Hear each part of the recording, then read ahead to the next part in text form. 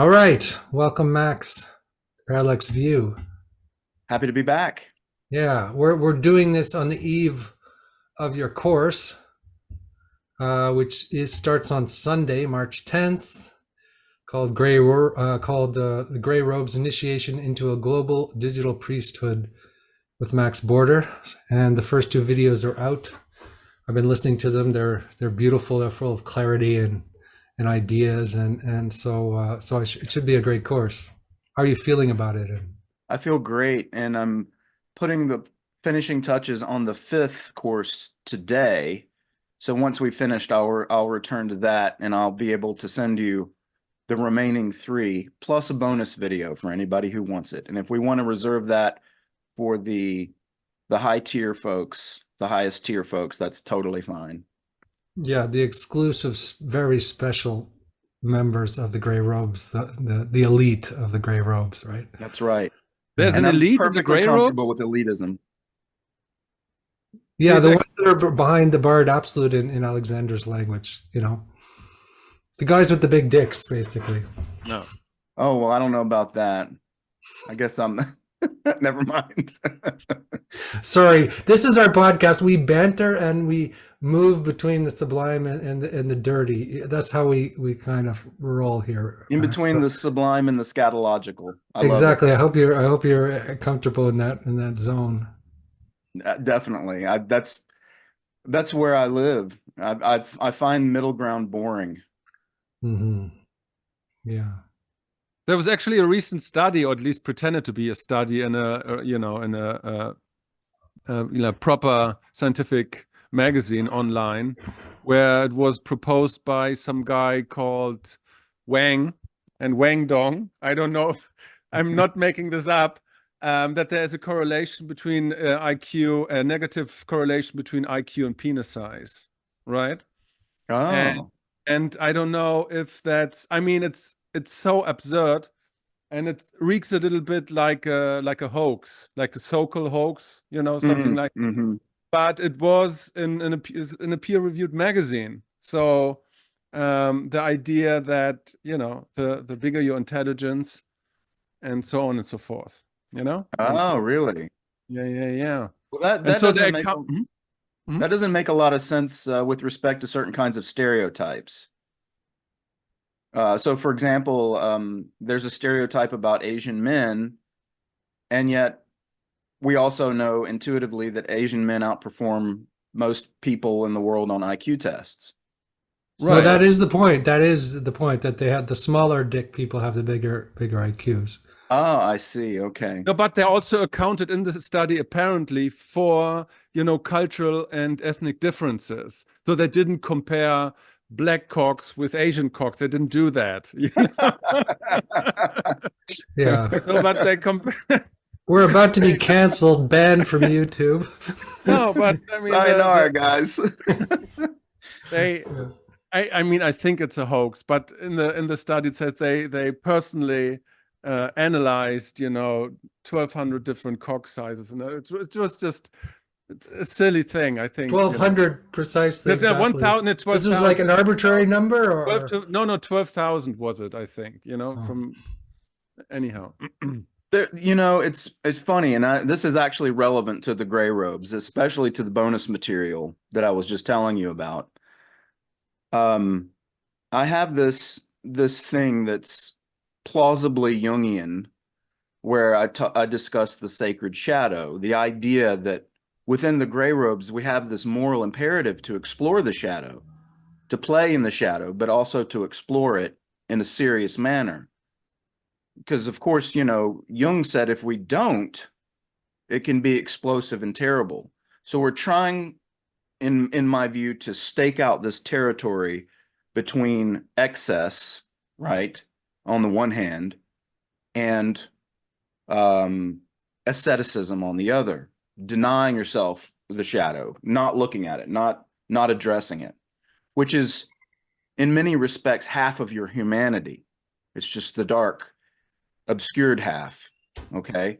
And I don't want to butcher Jung, but that gets to it on a superficial level. But what I have done with this is I've set about talking about 12 vectors of exploration of the shadow. And one of those vectors I call shit talk, which is doing what we're doing and about to do about Andrew now, since he's not sitting in his seat and we can totally talk shit about him. I Right. don't mean gossip. I don't mean gossip necessary, but it's really about when you said you guys just sit around and you hang out, you bounce back and forth between the sublime and the scatological. I Right. think there's something to that. I think that this is something that is, I know it sounds crazy, but deeply human, that people need to do to Right. be embodied beings, to reckon with their humanity, especially when, for example, women get together. Women love to talk shit with each other. So do men, right?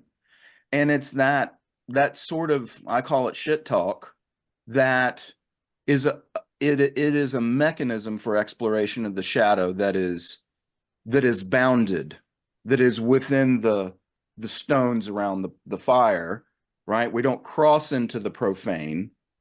I mean, sorry, we don't cross into the sacred. We see the bounded stones, where, crossing over would be to do something that might yield something awful. But shit talk is a way of exploring our shadows together, in a way that's not so dangerous. And I think it's kind of a necessary evil. Yeah, I think that comedy is sacred, and that's what Yeah, you're talking about in a way, right? It yeah, is. It happens in in a sacred space, yes, or it happens in absolutely. an intimate space. Like me and Tom were kind of like making jokes before we pressed record, and then we made some more jokes. But as soon as we press record, there's a different quality to the jokes, because you know that somebody's listening, and you might be pushing edges in a way that could be inappropriate. So some It's people are better at getting away with that than others. Yeah, there's almost sort of like, it's it's a kind of tacit agreement, the socially esoteric, I guess you could say. It's like, okay, we're going to agree to this modality of being for an evening. We know we might risk getting our feelings hurt, or that somebody's going to talk about something sexual or gross or absurd or even self-deprecating. But all of these things are a tacit agreement when we go into it. Just as Tantra is a tacit agreement among practitioners, certain kind of practitioners of the Vedantic schools, right? Because you know that there are going to be certain things that you're going to do that involve the exploration of the shadow. And I think that's a beautiful way of looking at comedy. It's just, it's, yeah, that's absolutely, comedy clubs are temples to the absurd in a lot of ways, that we and a mechanism for release. Yeah. So Sloterdijk has the ideas of spheres and bubbles and rooms, right? And his idea is that every room has different rules in a kind of way. So you behave differently in a library than in a rock concert, or in a church, or whatever, or in a brothel for that matter, or whatever. And so you need a space or room, or like even a virtual space, where you can play with these different modalities and with these kind of different directions of conversation, to the sacred and the profane, and you need a place where you can explore all these different kind of things without being afraid, to hurt anybody, or be interrupted, or being infringed by taboo or whatever, Well, because and it can be completely public, but temporal, bounded by time. So right, just listening to you talk with your German accent, I'm taken back to February in Cologne, in Carnival, right? right, Drinking Kölsch, going nuts, meeting girls, letting it all hang out, dancing in the streets, right? In Louisiana, in not Carnival, but Mardi Gras, right, girls showing their boobies for some beads, you know, it's a minor thing, but it is a way of exploring, of getting closer to the sacred fires there without getting burned. To use that metaphor. Yeah, the funny about, thing with Andrew and with me and Andrew, Andrew and I never know what the kind of grammatical correct form of this is. Andrew and I, Andrew and me, I don't know. How do you say it? Andrew and I, yeah, sure. Andrew and I, is that, you know, the willingness and the courage to be absurd and verge into the unknown. And so with doing that, in doing that, we always find some gold, something that is interesting, something that in retrospect justifies doing the podcast in the first place. mm-hmm. So, and that is like, and so there's an interesting dichotomy between, you know, this kind of willingness to enter the absurd and to find something new and interesting. Yeah, and if it wasn't humorous, if there wasn't the absurd element to it, there probably would be no profundity either, right? Like the two are kind of both are necessary for each other in a sense. Like if we're talking about ideas, like we're going into philosophy or something like that, it comes off as dry and self-serious and dull. Unless you can you know kind of marry heaven and earth by bringing the dirty or the profane and the sacred together in some kind of a way. By the way, if you use the preposition with, it's always me. So with Andrew and me, okay. People say with Andrew and I, and that's wrong. Okay. Yeah. Thank you for that. Yeah. So tell us about the or at least tell me, because I think Andrew is way more worse than this. Tell me about the gray ropes and the space that you want to open there. Yeah, so it's aspirational for sure. To call it by way of subtitle, an initiation into a global digital priesthood. The idea is I'm really infatuated with the power or the efficacy of, historically anyway, of the Freemasons.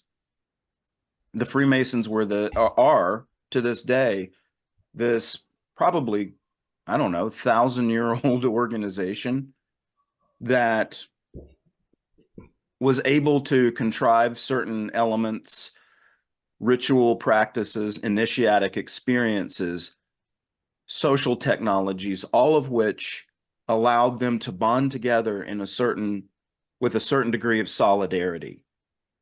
And that solidarity, and not just around those trappings, although those certainly helped, but also around a set of dogmas. So I very playfully use the term dogma in the course, which is to say, we will have our dogmas.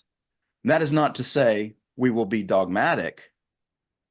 We will be dogmatic in adherence to our dogmas while questioning them continuously. So I'm playing here with dialectics a little bit, but you have to have a moral core. Okay. So if we're going to have something that binds us as a community, as gray robes, and the whole idea is that the gray robes are meant to capture this idea of the gray tribe, which in many countries is either blue or red, right? Democrats or Republicans, conservatives or progressives. And the gray robes are neither nor, but they're also neither nor in terms of some Manichaean view of black and white, a black and white view of morality, for example. Yet we know that we have to have a moral core, a set of practices that we adhere to and practice as virtues. So there's a little bit of a Nietzschean element there, where Nietzsche referred back to the ancients, to the Greeks, for example, with their practice of virtues, but also brings out this sort of generative nature of human beings that he didn't want to see muted by too many of these sort of Neoplatonist things, like, for example, the Protestantism of his time, which he probably grew up surrounded by. Now, at the same time, we talked about this in our last conversation. I don't want to give Protestants, Catholics, or anyone else the idea that they shouldn't come and try to be a part of the gray robes. I want to recruit people from all manner of places, just like the Freemasons did. There is to have an order that has a set of practices and a set of commitments and binds together and improves, sort of expanding in their efficacy, expanding in their self-sovereignty as individuals and then into communities. That radiant of self-sovereignty that the Freemasons demonstrated throughout history is extremely powerful.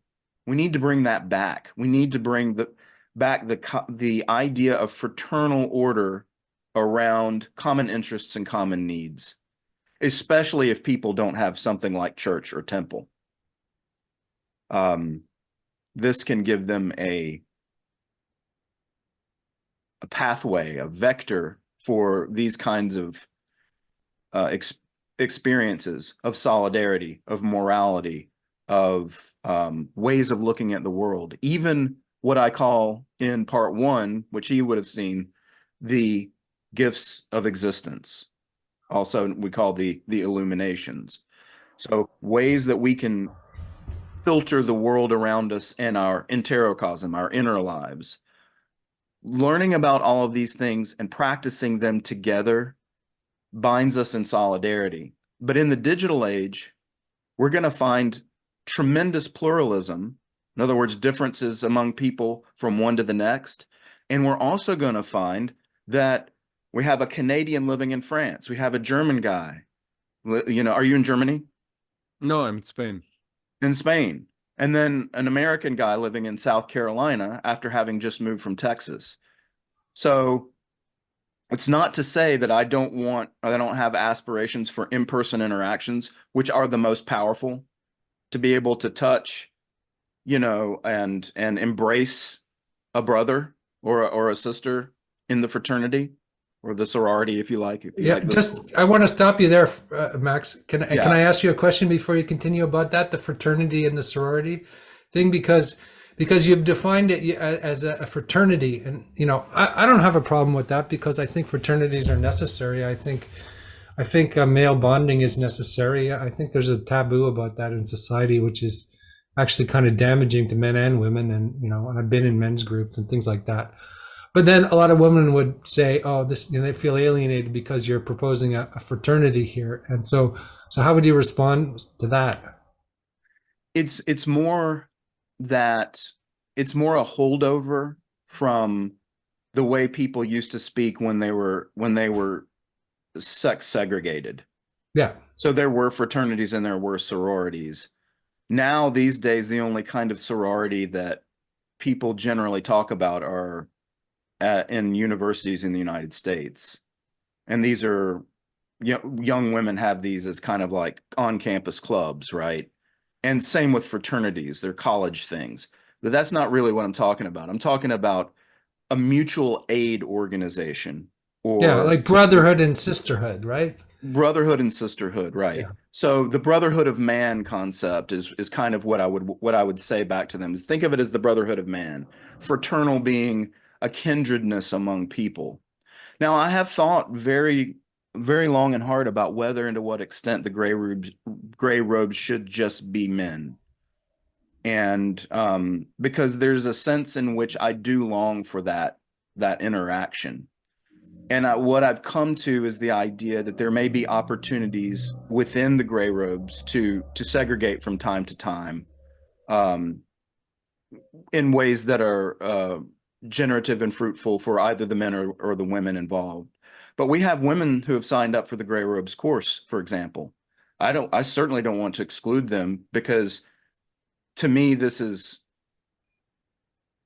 of interest to humanity, especially in this age of what we might call the meaning crisis, or the some people call the meta crisis, and all of these interconnected crises that people want to identify. It's like we need to present an antidote to those, particularly at the level of the dispositional, the human.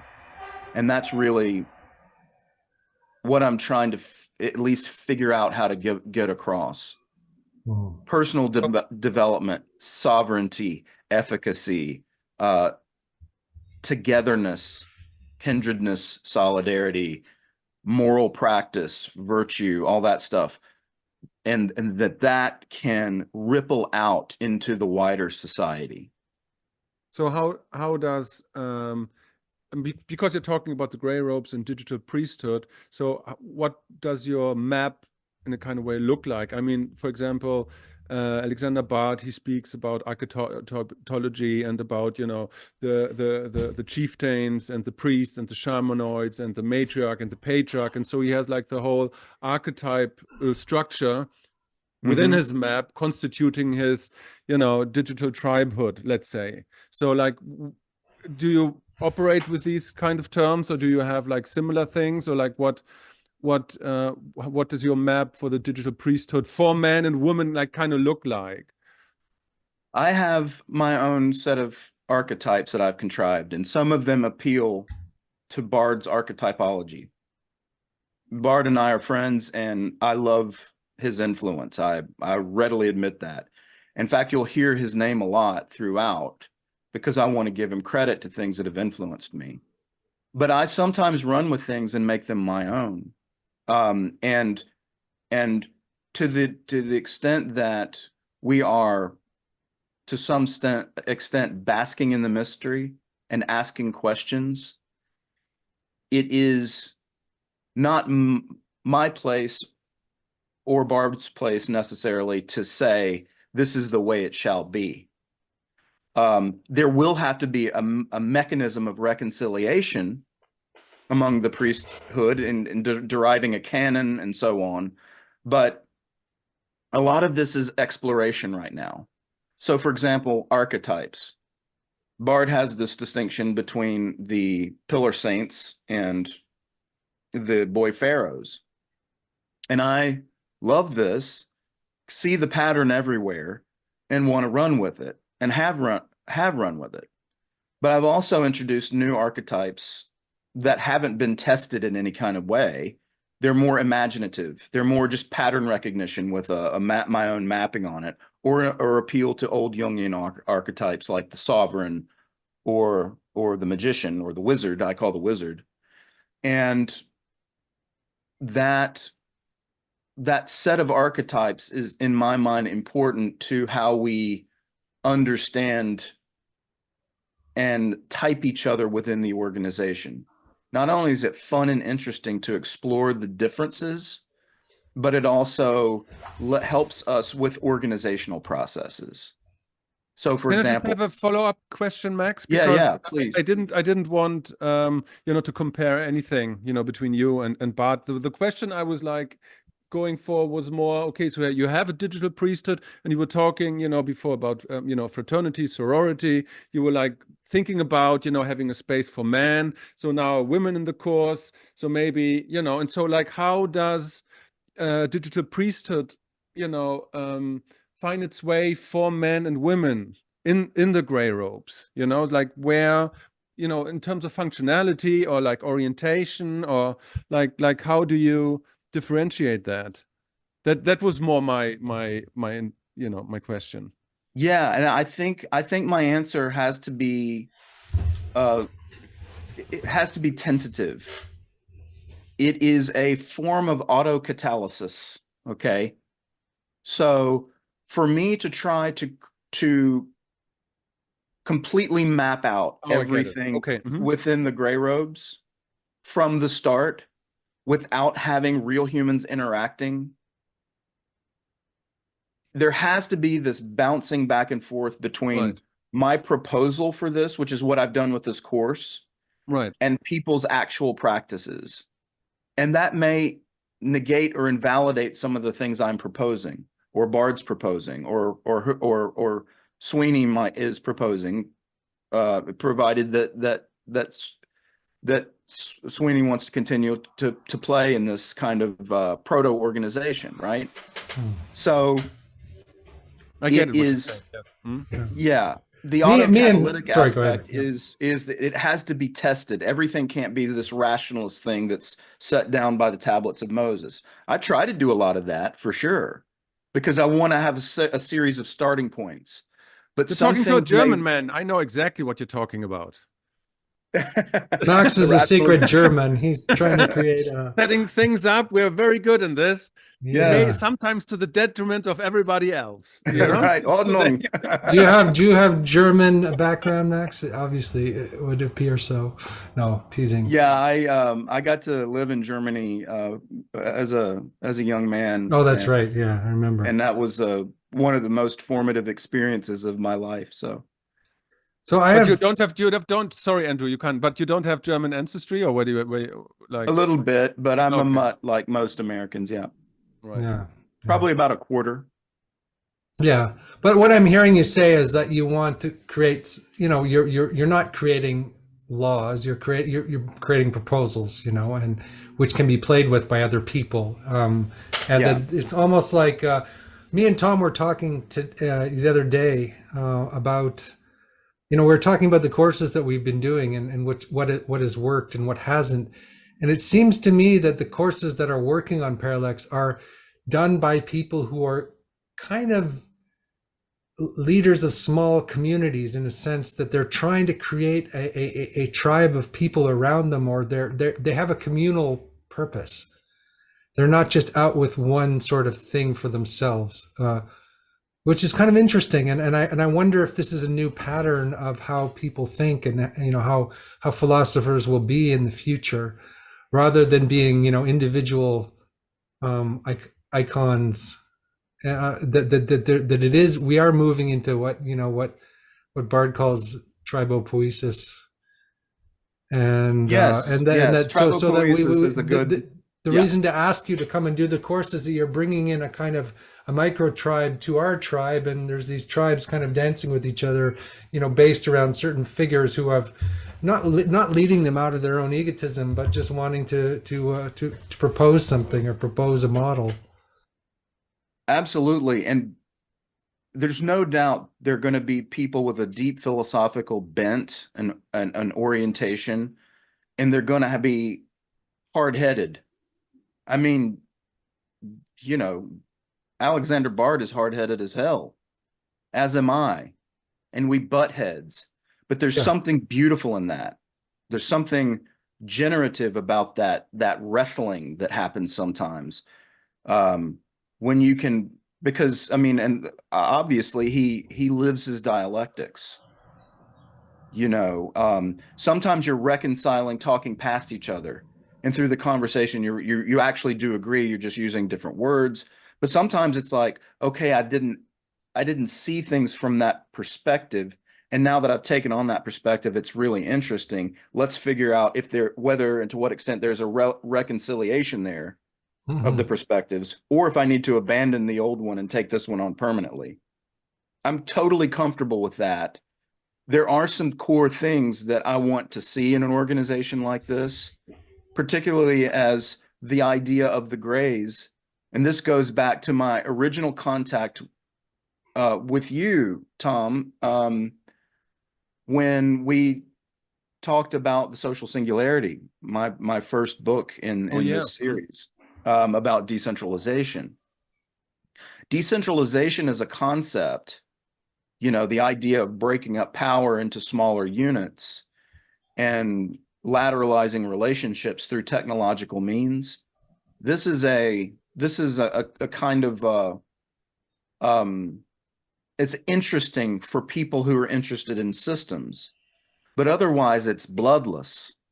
Like, what are the moral priors that inform this? What are the kinds of concepts that we have to have a deeper understanding of to justify decentralization, which is a systems kind of process thinking?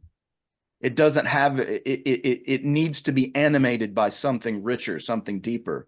And so for me, this inner turn, this moral turn or communitarian turn, all of those things have to map on to the gray robes idea that really originates in people being interested in stuff like Bitcoin or techies right? They share this kind of sensibilities, but they haven't fully articulated it.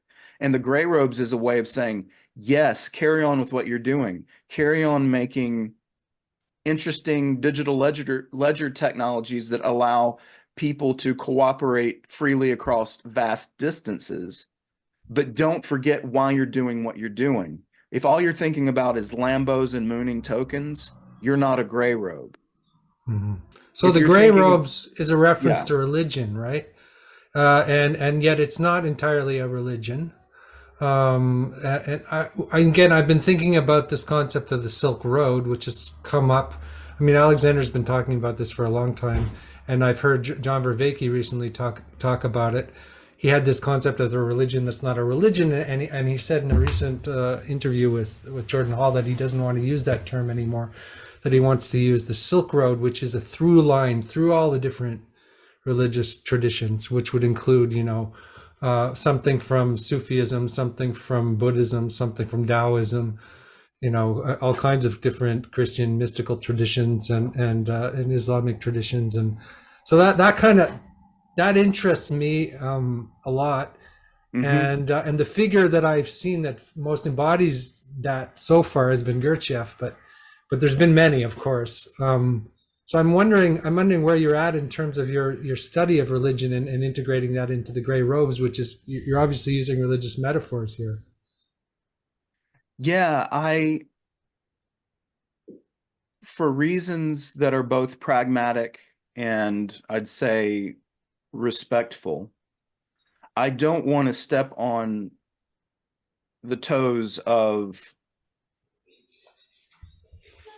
religions and or faith traditions that have been around for thousands of years. I'm happy shamelessly to steal aspects of those to integrate them in the manner that the Freemasons did. So Freemasons had, in a manner of speaking, religious elements to it, but it was also tremendously synthesized and syncretic, right? So you got the Hermeticist esoterics involved there.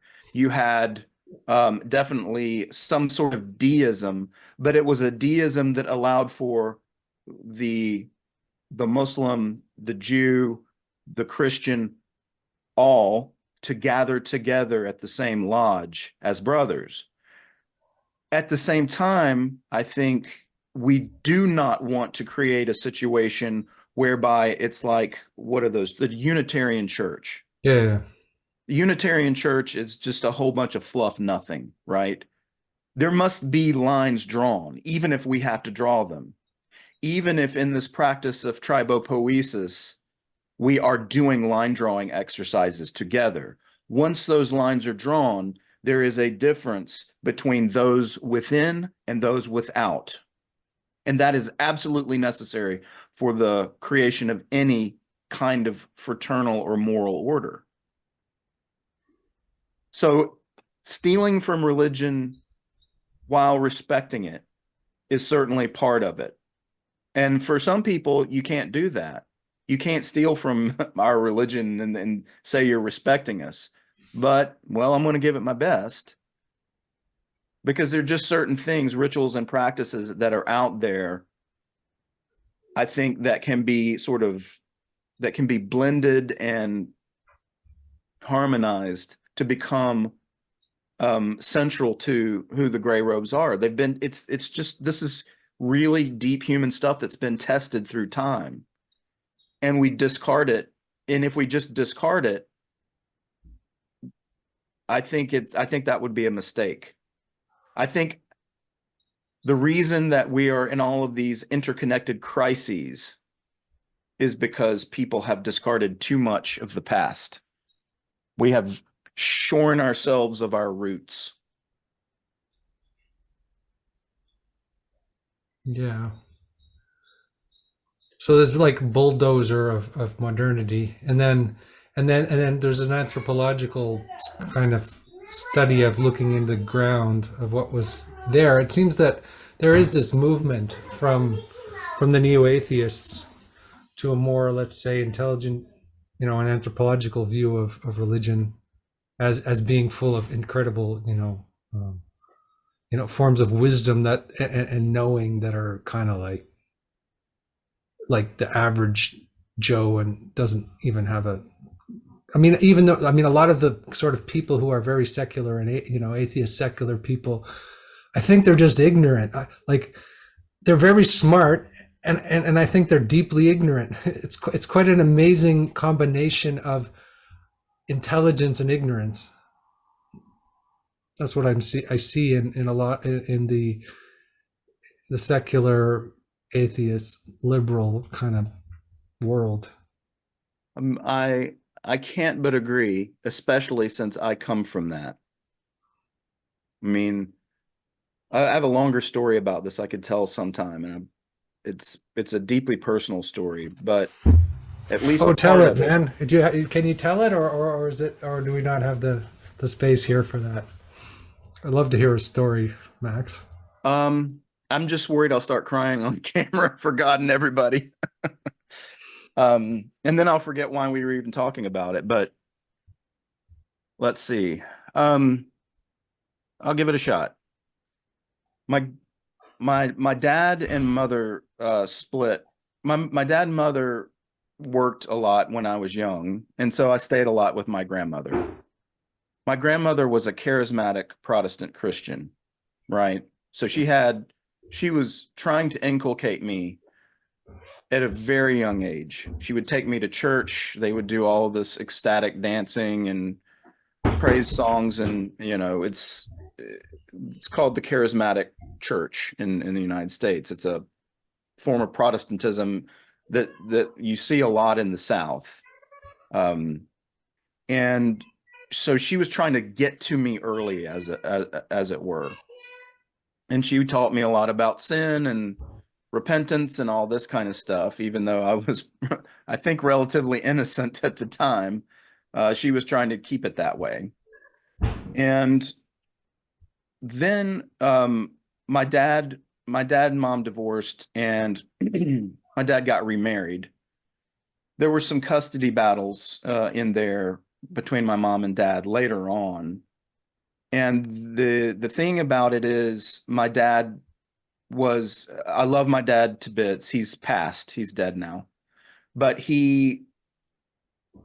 my mom was always kind of like my hero. She was just really cool and laid back, very logical.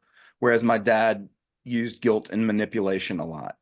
And it was his mother who was also using guilt and manipulation to inculcate me with her particular brand of faith. So when my dad remarried, I was on about 10 years old.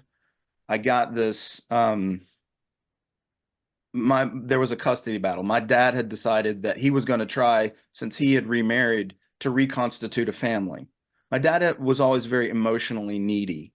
So he would take all of these measures to make sure that he had affirmation and family around. And there's a healthy degree of that, and there's an unhealthy degree of that. And I say the unhealthy degree was using guilt and manipulation to get that. Okay. So there I have two fathers. I have God the Father that had been inculcated within me from a very young age from my dad's mother, who kept me a lot while he was off at work. And then I had him, and that was filled with guilt and manipulation, especially these Protestant subsects. They use guilt and manipulation as tools. So guilt, manipulation, and control is something that I'm feeling as I'm growing up. Then when my dad remarried, and I keep mentioning that, I'm going to get to a punchline there. He wanted to reconstitute a family, and then she decided that it would be a good idea to take us to church. So I hadn't had as much contact with my grandmother, but they were going to go back to church, to a Baptist church, whereupon the peer group there manipulated me into getting baptized. Where in the South, it's full dip. You get your whole body in the water right up in front of the church. Yep. Okay. So about 10 or 11 years old, after this custody battle where I didn't really want to live with my dad and his new family, I was being asked, my dad was trying to say, don't you want to come live with me? Don't you want to come live with me? And I felt very uncomfortable hurting my dad and saying no. But the court therapist asked about it and everything. Suffice it to say, on about that time, 10 or 11 years old, I had these two father figures in my life that represented guilt, manipulation, and control. Okay. When I turned 12, one day I was about 12 years old, and I had been going to Sunday school and doing all of this extracurricular stuff with this church. And I hated it. And that guilt, manipulation, and control was a subtext the whole time. But I was always a very curious boy. And so I was reading a book one day about the universe, about cosmology. And I asked myself, what is on the other side of that star in a sea of stars? And there was something blessed and anonymous and tiny about me in that moment that paradoxically felt sublime. And in that moment, I shed myself of my belief in God and became an atheist. And it was a complete release. It's interesting the way you're describing it as almost a religious conversion to Yes. atheism, right? Yeah. Yes, it was. And I was able to shed myself of 50%, almost 50% of the guilt, manipulation, and control that had been kind of baked into me as I was growing up, that church was a conduit for, and that had begun with my grandmother, my dad's mother. So that whole side of the family was expert, or perhaps victims of intergenerational guilt, manipulation, and control. But I came to loathe it. And when I found the feeling that, as you say, it was almost like a religious conversion of not having to feel that. Now, of course, my dad is still alive then. So as I say, it's only 50% of the shedding. But I got rid of one father figure of guilt, manipulation, and control. And with that, I had the efficacy. I had the self-sovereignty to be able to handle my dad, who was human, and I could begin to push back, and I could begin to assert myself and establish boundaries. And I could say, no, I don't want to come this weekend. I want to hang out with my friends, and so on, because my dad was very needy and God was very needy. And I don't mind that the idea that people have needs. So fast forward, as a teenager, I come into my own sovereignty a little more. My dad's getting older. He's getting, he's still always going to be my dad, still very emotionally needy and all that stuff. But on about 2008, I have my own child. I'm a dad now, and I'm trying to resist being, this intergenerational guilt and manipulation kind of stuff. And I'm sitting in the bathtub one day, and I had this moment of where I logically sort of argued myself into the possibility that God might exist. And I won't tell you that, or it really will be too long a story. But I explain it on Underthrow, my Substack. It's called God Perhaps is the name of the article. I kind of explain the rationale I had in that moment in the bathtub. And I thought, okay, well, that's interesting. So maybe I'm not an atheist, maybe I'm an agnostic. And then on about, I guess about a decade ago, I had my first psychedelic experience. And that psychedelic experience just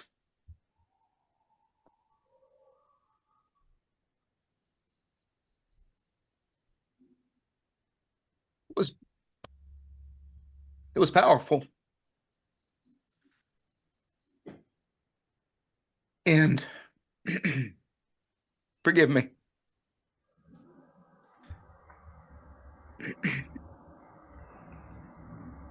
William James talks about how this idea of the ineffable, the noetic, and the passive being the revelatory. It feels like there's something outside of you that is acting upon you when you have a peak experience like that. when you experience something No worries, Max. Take your time. resembling the Godhead. Now, I wouldn't say that I'm anything but an agnostic now, but I can say this. It creates the possibility of exploring the mystery and making room for a different kind of God to come back into your life,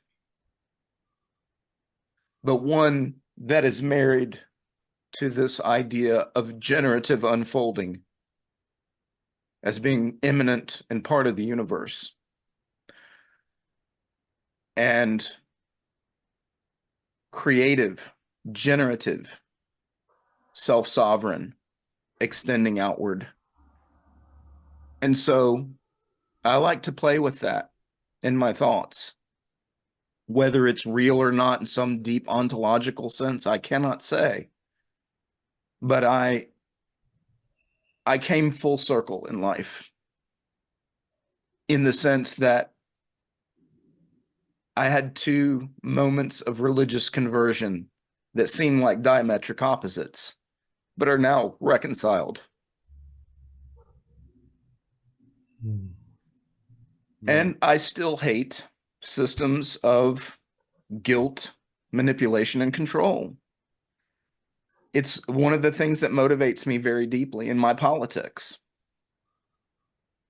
People who are into cryptocurrency and blockchain, they feel this sense of avoiding systems of guilt, manipulation, and control. They want their space. And so that is a big theme in all my work, all my stuff on decentralization, on my and all my investigations in the gray robes practice. Very cool. I'm glad I pushed you there, Max. You know, and that you went there because it makes what you do more personal, and it adds a whole deeper level of meaning to me in terms of what you do. So thank you for that. Yeah, it's Right interesting on. because I was about to ask you, what is the, the generator function for all that you're doing? The generator, the original meme, let's say, of the gray robes, and then you told the story, and that's And then it. you I told mean, the now I story. know. That's it. Now Yeah. I know. It's like literally 2 weeks ago that this has occurred to me too. And in a sense, I think. What do you mean? Somebody asked me to tell this story. Somebody asked me to think about this as a backstory. Mm-hmm. And Right. I started piecing it together, and I'm like, I just thought, holy shit. Yeah, it Because you explains can why you're on fire with this motivation. Go ahead, Tom. No, but just but because the idea of the gray robes is to create a system, a room, a space where you can have both. You have the critical investigation and the reconnection, and the space where you can do this, free of what you say, control and manipulation and all of this. Exactly. Do I get that right, Exactly. or is that No, absolutely. Absolutely. right? It's not to say that we don't craft our own bounds, right? Right. We have our own dogmas. I mean, some variation on the golden rule has to be there. We don't Right. mistreat our brothers. We don't mistreat anyone. And yet, and that's whether that you get that from the Rabbi Hillel, or you get it from Jesus in the Sermon on the Mount, wherever you get that, that's got to be a part of the gray robes. And so there will be boundaries there.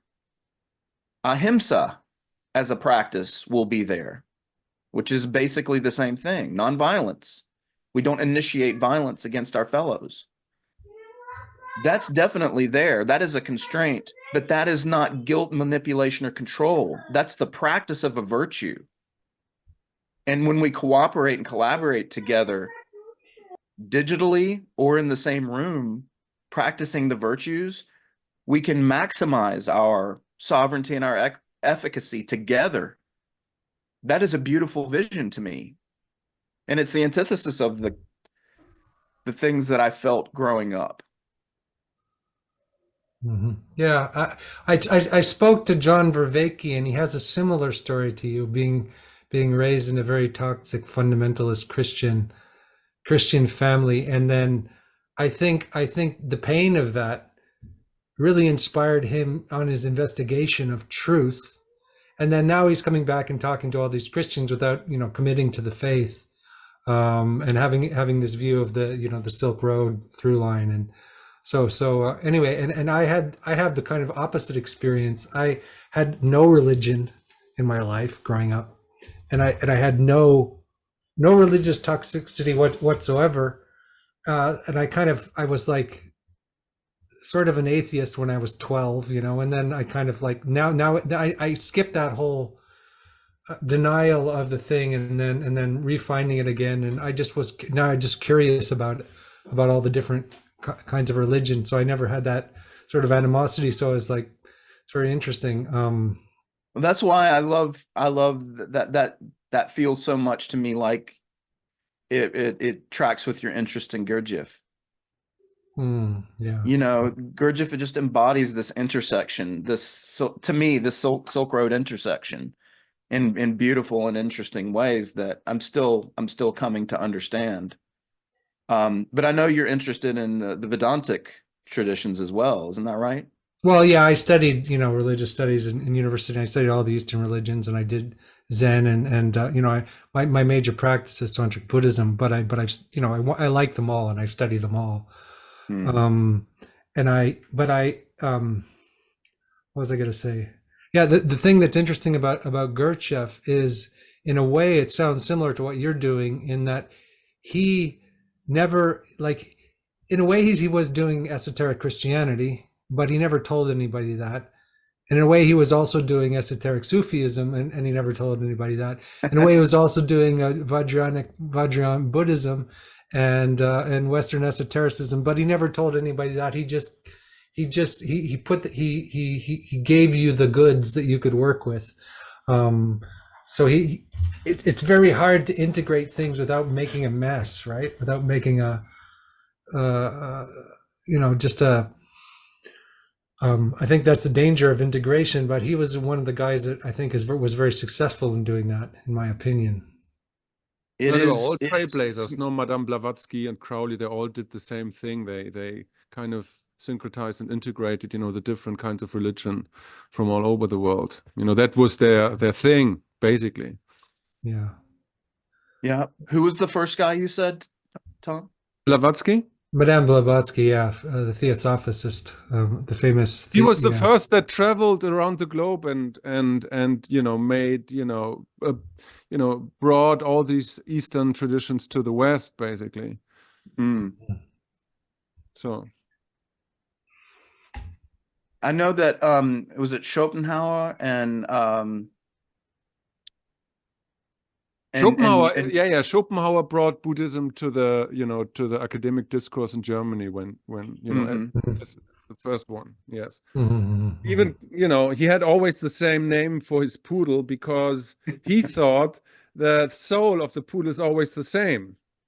And so he called his poodle Atman because it's always the same dog. Because it's always the same dog. Cool. That is cool. No, well, that's very cool. So do you have any? I think we need to start wrapping this up, Max. I got to get going. But do you have any sort of last words of let's say, seduction to seduce people into your into this course that we're doing? Because in a manipulative way, please. No, yeah, but no, yes. Yeah, you can take what you learned in the Baptist tradition and bring it to something much more cool and virtuous, right? No, I would say that even though I'm facilitating this course, we're at the genesis of something, and participation is an act of creation. I'm offering some rough sketches of something that is in the process of becoming. So these acts of co-creation through ongoing participation can lead to something special. We are creating something together here. This is not just Max, ruminating on things and putting it on slides. Also, although there is a lot of that, don't get me wrong, but that's just a starting point. That's a way to set the tender alight. Very nice. Cool, man. Yes. Yeah, I think it's going to be great. I do too. I'm so excited. It's going to be great fun. Well, thanks for coming and hanging out with us on Parallax View, and thanks everybody for listening. Yeah, thanks Thank for you, Max, watching for me coming. cry on video forever. Yeah, we got you to cry. I mean, that's awesome. That is truly awesome. Thanks It's called so the much. Parallax View, so people, it's like Oprah. So there you go. You know? Yes, we got some dirty jokes at the beginning. We got some intense and sincere emotion. We got everything. There's everything here at Parallax View, folks.